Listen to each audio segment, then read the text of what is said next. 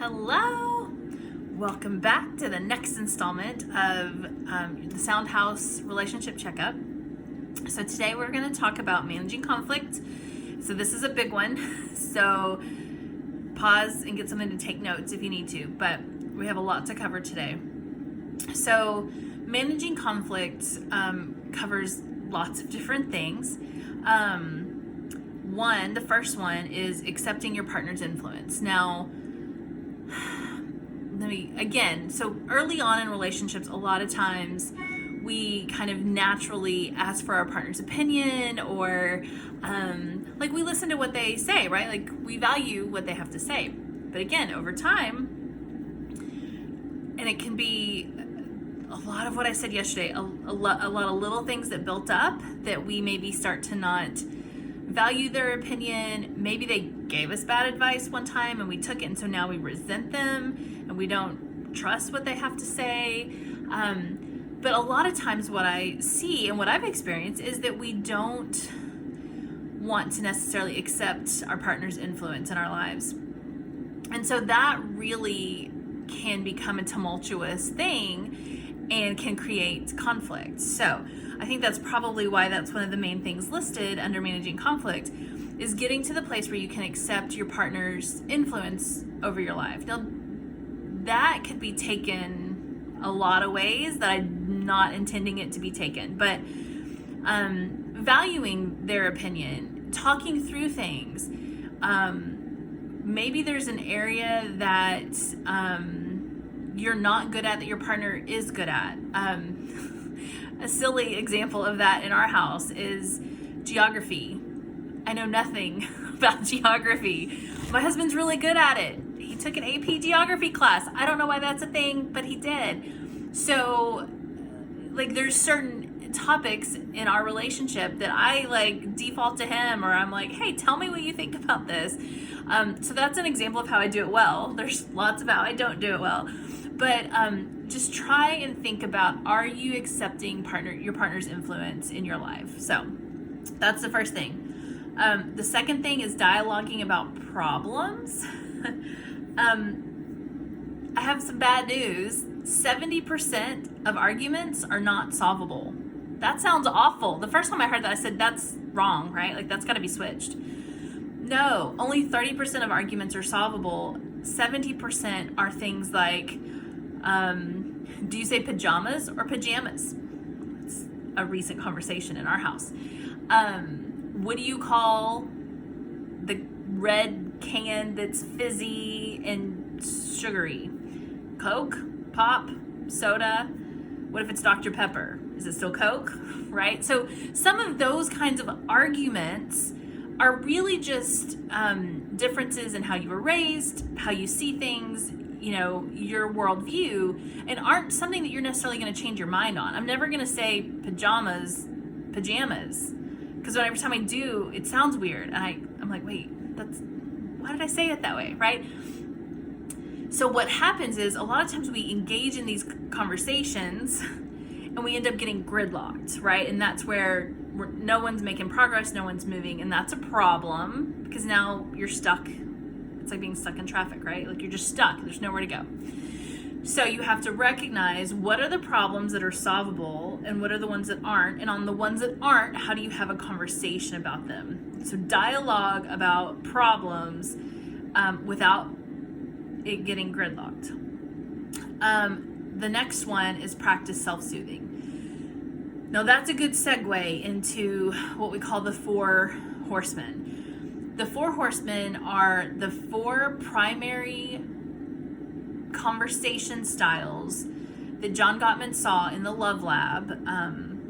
That sounds more risque than it was. It was an apartment that was wired with video and audio, and he would watch these couples. It's up in Washington State, was the school he was at the time. And he was able to watch them, how they interacted, and then study them for years afterwards to see if the relationship stayed together or not.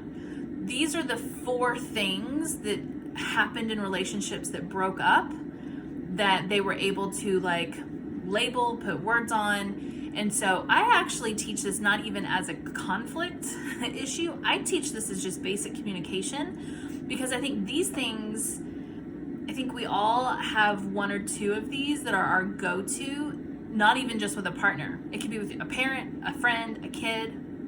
And so I think they're really good. So we're gonna like hit pause on the managing conflict and go into the 4 horsemen. The good news is there's antidotes to all 4 of them. And if we can avoid the 4 horsemen and use the antidotes, then it will really, really help us in managing conflict, okay? Here's the graphic. Hope y'all can see that. So I'm gonna walk through them now. Okay, the first one is criticism. Criticism is like when you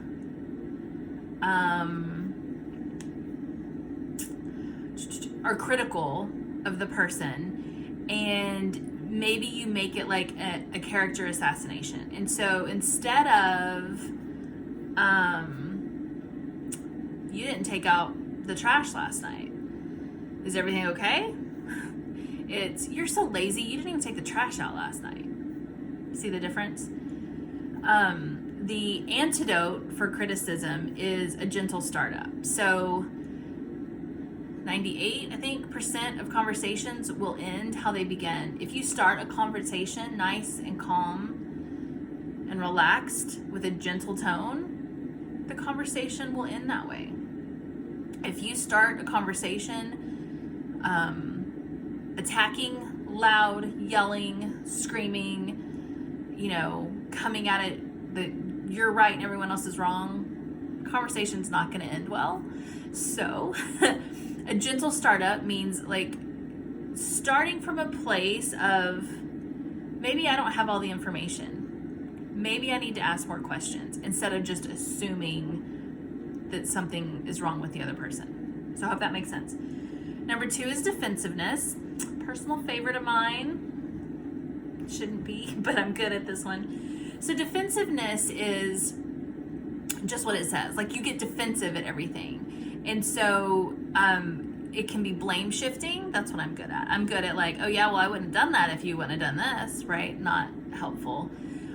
It could also be just like deflecting and changing the subject. So defensiveness is not helpful. It also, a lot of times, you're maybe taking things personally, or like you're being attacked when maybe that wasn't the intent. So the antidote to defensiveness is to take responsibility. I tell you what, if you are good at defensiveness, the first time you take responsibility, your partner's gonna be like, whoa, who are you? What did you do with my spouse? So taking responsibility and just saying, you know what? You're right, I did do that. I'm sorry, and I'll try not to do it again. Or that wasn't my intention, or just even trying not to explain it away. Just owning that you did it.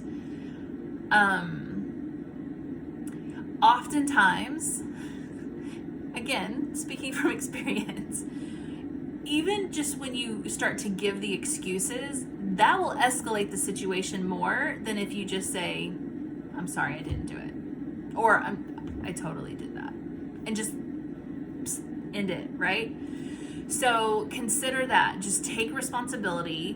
Now, if you just always take responsibility, like give it lip service, but don't change anything, that's not going to fly for very long either. So keep that in mind. Try to be attentive to when there is something that you were maybe supposed to do or not supposed to do, and having that awareness of it so that you can maybe change that behavior, okay?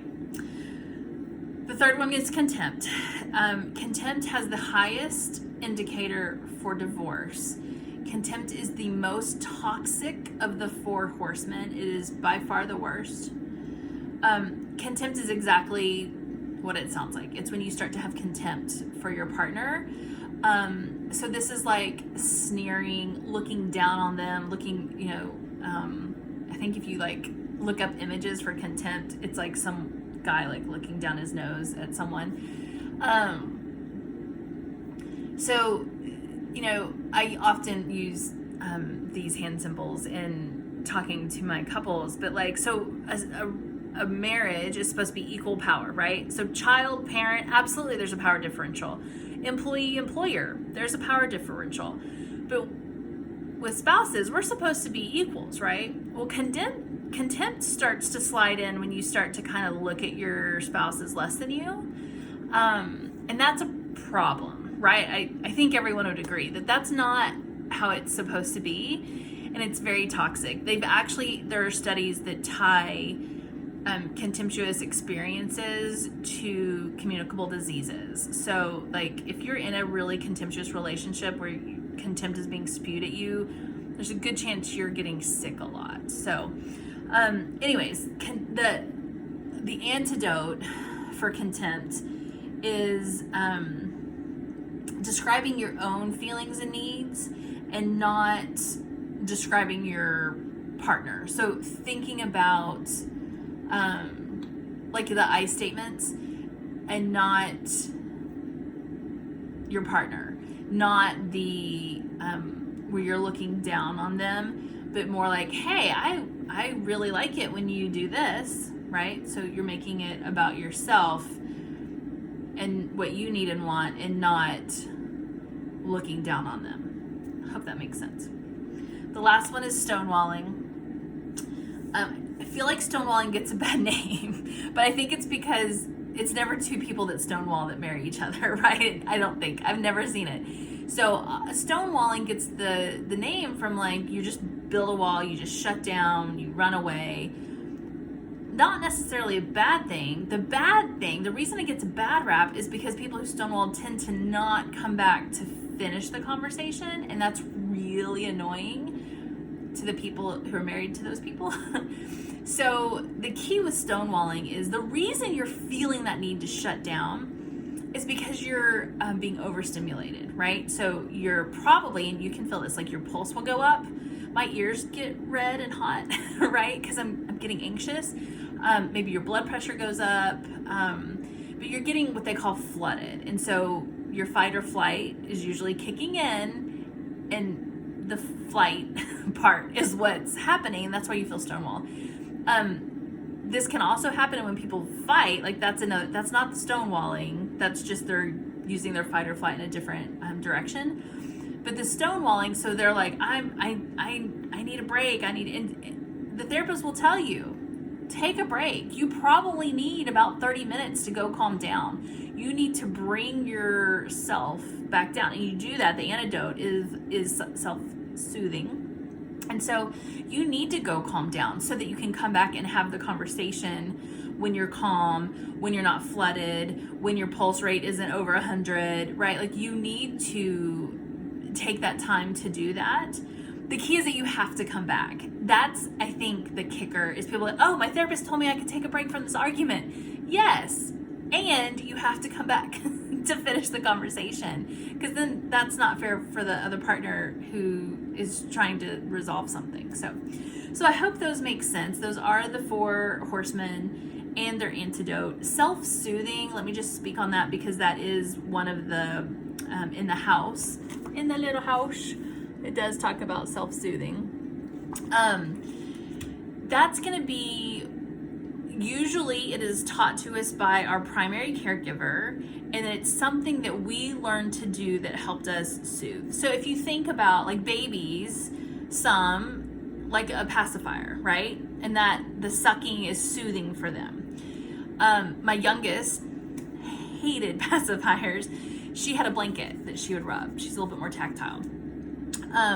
For me, my mom rocked me. I think she still has this rocking chair. Don't sit in it if you go to her house. It'll pinch you. But my mom rocked me. And I don't know if that's because she was rocked or what. And so I remember being way too big to be being rocked by my mother. But like, if I was upset, that would soothe me. And so it's really funny as an adult, I find myself, if I'm really kind of getting worked up about something and I'm trying to calm myself down, if you see me, you'll know what's happening, right? Sometimes I'll find myself rocking, or even in bed, like if I'm anxious about something the next day, or just, thinking about something. Maybe it's hard to rock when you're sitting up with your legs out, but I'll maybe move my foot against the sheets or whatever and just kind of rock my foot. So that's how I self-soothe. It took me a while to figure out that that's what was happening. But figuring out how you self-soothe. For my husband, it's a hot shower. His mom always just said, go take a shower if you don't feel good. Stomach ache, headache, doesn't matter. Go take a hot shower. So if he's not feeling well, if he's anxious about something, if he just doesn't feel good, he'll go take a hot shower. So when he had kidney stones and had taken 8 hot showers in one night, we went to the ER because I was like, we're going to run out of hot water. But figuring out what you do and going and doing that. Maybe it's listening to music. Maybe it's just going to a quiet, dark room for a few minutes. But mastering the awareness of being flooded and being able to bring yourself back down, that will go so far, especially in a relationship, but even just on your own. Okay, so back to managing conflict. So overall, if you can remember to be aware of the 4 horsemen, use your antidotes, accept your partner's influence, and dialogue about problems. Like, is this in the 70%? Is this a gridlock? Can we agree to disagree? Or is this something that we need to talk about, like, oh, this is something solvable, we just need to decide and move on, right? That is going to be the floor that is managing conflict. All of those things together will help you get through that conflict in a productive, easier, less conflictual way, right? Without your normal, like, fighting that people do. So I hope that has been helpful. I know this one has been much, much longer, but again, I think it's important. I know managing conflict seems kind of high up on like the house, but it kind of makes sense, right? Because you're building on the love maps, which is, you know, how well you know each other and your friendship, the fondness and admiration, that's how much you're engaging with each other, and kind of that respect, that love and respect, turning towards each other instead of away. Again, putting the value on your partner and not other people, making bids, paying attention, being attentive, being intentional, positive perspective, remembering that they're for you, hopefully, right? That they're not against you, they're not your enemy, that you're on the same team. So it kind of does make sense that that's where you get to conflict. If you're struggling with any of those things underneath conflict's probably going to be pretty high, right? So it does kind of make sense. The next thing that we're going to talk about is making life dreams come true, and then we have creating shared meaning, and that's it. We're almost done with the checkup. So thank you guys for hanging in there through all of these. I hope this has been helpful for you to be able to maybe check in on how your relationship is going and what are some things you need to change. Okay, we'll see you soon.